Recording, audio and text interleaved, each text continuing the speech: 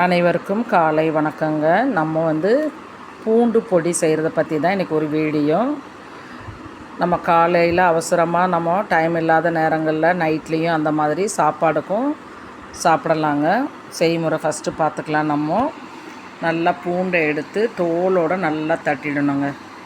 அதுக்கப்புறம் எண்ணெய் ஊற்றி அந்த பூண்டை நல்லா செவக்க வறுக்கணும். அடி பிடிக்காமையும் சரியாக வேகாமே இருக்கக்கூடாது. பொன்னிறமாக நல்லா செவக்க வறுத்துட்டே இருக்கணும்.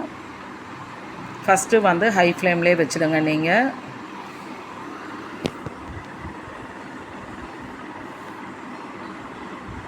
நல்லா கிளறி விட்டுட்டே இருக்கணும். கொஞ்சம் இந்த மாதிரி பொன்னிறமாக வரும் பொழுது நம்ம லோ ஃப்ளேமில் வச்சு கிண்டிகிட்டே இருக்கணுங்க. நல்லா இந்த மாதிரி தோலெல்லாம் நல்லா வரணும் பொன்னிறமாக.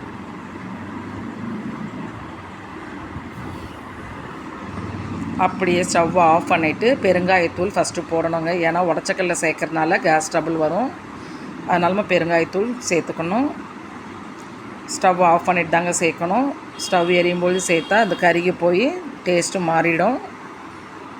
அதுக்கப்புறம் அப்படியே மிளகாய்த்தூளும் நம்ம தேவைக்கு ஏற்ற மாதிரி வெறும் சில்லி பவுடர் எல்லாமே ஸ்டவ் ஆஃப் பண்ணிவிட்டு தான் பண்ணணும். மிளகாய்த்தூள் வாசனையும் பெருங்காயத்தூள் சேர்ந்து ஒரு கலவையை நமக்கு இந்த மாதிரி வந்துடும். வந்ததுக்கப்புறமா நல்லா கிளறி விடுங்க. இந்த மாதிரி வரணும். அதுக்கப்புறம் உப்பு சேர்த்து அதையும் ஒரு முறை கிளறி விட்டுடுங்க. அப்படியே உடச்ச கடலை எடுத்துக்குங்க.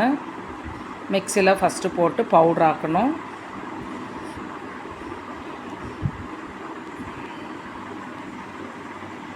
இந்த மாதிரி பவுடர் ஆனதுக்கப்புறம் நம்ம வதக்கி வச்சுருக்க பூண்டு விழுதை அதில் போட்டு நம்ம மறைச்சி எடுக்க வேண்டியதுதாங்க. சுவையான பூண்டு பொடி ரெடி. இட்லி, சப்பாத்தி, தோசை எல்லாத்துக்கும் யூஸ் பண்ணலாம். மதியானம் சாப்பாட்டுக்கும் நெய் போட்டு சாப்பிட்டா பயங்கர சுவையாக இருக்கும்.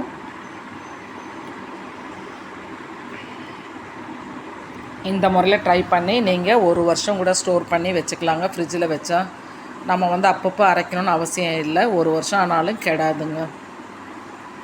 Thank you all. சப்போர்ட் பண்ணுங்கள், சப்ஸ்கிரைப் பண்ணுங்கள், லைக் பண்ணுங்கள், கமெண்ட் பண்ணுங்கள்.